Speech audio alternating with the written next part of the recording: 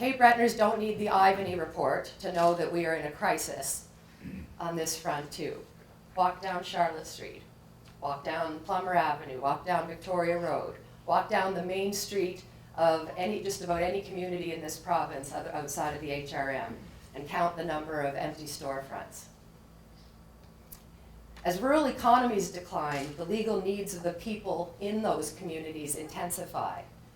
And the lawyers and the law firms, which are businesses in those communities that are struggling, their ability to assist with the problems is strained.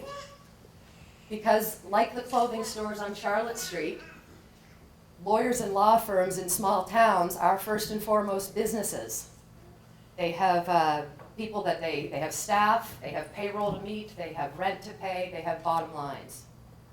Now, of course, there obviously are small firms and sole practitioners in the HRM as well. But that business model is not the same dominant form of legal service delivery in the HRM as it is outside of the HRM. And I've got some numbers for that.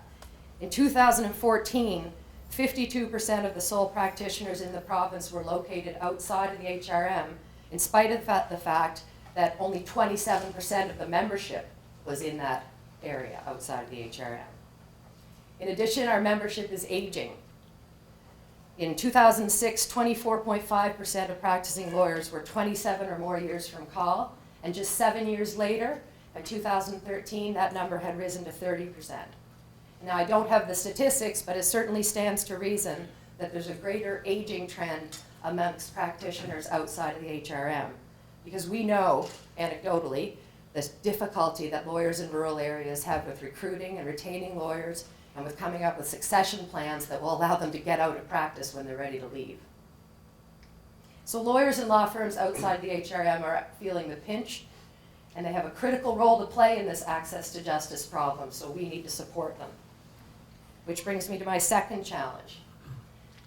When you hear from the Barristers Society over the upcoming year, and you will, and you hear phrases like entity regulation or regulatory reform, resist the urge to zone out.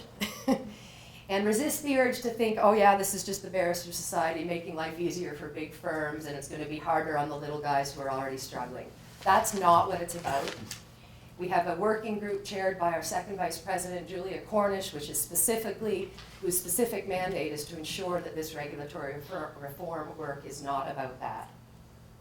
And as a president, I commit to you that when this council is making its decisions, I will challenge council to consider the implications of any decision making on small firms and sole practitioners outside the HRM.